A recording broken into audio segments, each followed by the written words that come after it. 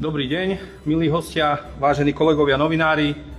V mene Železničnej spoločnosti Slovensko vás vítam na tlačovej konferencii, ktorá je venovaná 50. výročiu prevádzky legendárnych rušňov prezývaných Gorily, postupnej rozlúčke s nimi a predstaveniu pamätnej eurobankovky s touto tematikou.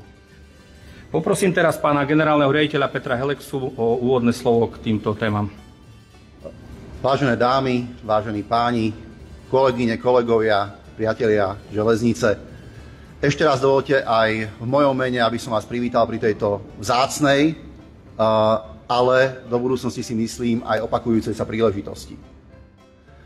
Je to už 50 rokov a kolegovia si zo mňa, keď som nastúpil na železničnú spoločnosť, robili žarty, že to je tak môj ročník približne výroby. Je to už 50 rokov, alebo viac ako 50 rokov dokonca, kedy v 1973 vyšiel prvý elektrický rušeň radu 350, tzv. Gorila, na trať. A behom tých viac ako 50 rokov by som povedal, že veľmi kvalitne a by som povedal aj relatívne spoľahlivo tieto stroje slúžili a slúžia. Ale všetko dobré a kvalitné raz má svoj koniec. Možno si zachytili, že sme začali proces obstarávania nových rušňov a práve rad 350 je jeden z radov, ktorí majú tieto nové rušne nahradiť. Takže vážené dámy, vážení páni, ako už bolo povedané, dneska sme začali takú rozlúčku s radom 350, zvaným Gorily. Sú to rušne, ktoré boli vyrábané v rokoch 1973 až 1975.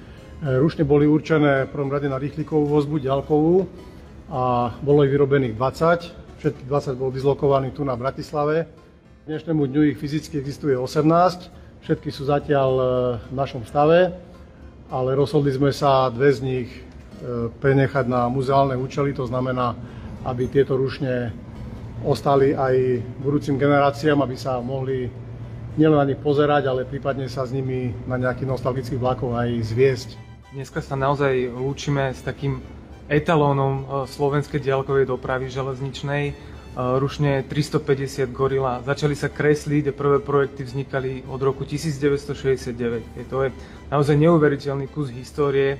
50-ročné lokomotívy, ktoré naozaj nabehali 9-10 miliónov kilometrov, bez ktorých sme si nevedeli predstaviť prevádzku a bohužiaľ aj dodnes si nevieme úplne predstaviť tú prevádzku bez týchto lokomotív. Takže je to naozaj symbol akoby Slovenska, čo sa týka železničnej dopravy, a pri tej príležitosti sme si samozrejme pripravili rozlúčku aj takú bankovku.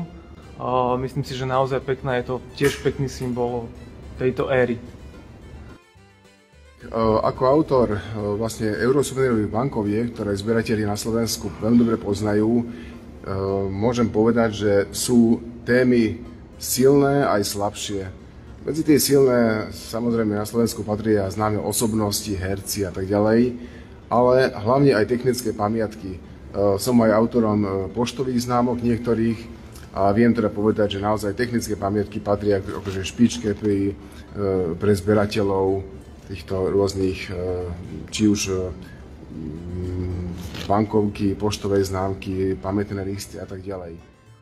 Môžeme pristúpiť k tomu, na čo sa už tešia kolegovia z Albatros klubu a zo Železničného múzea, a symbolicky teda odovzdajme kľúče od týchto mašín.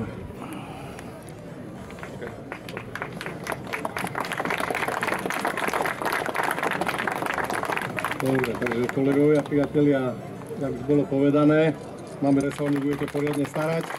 Tak sa staráte Albatros a kľúče od 18-ky pánovi Tunegovi, a takisto dúfam, že mašinka bude v perfektnom stave a budeme ju vidieť aj tu na DP, aj na tratiach.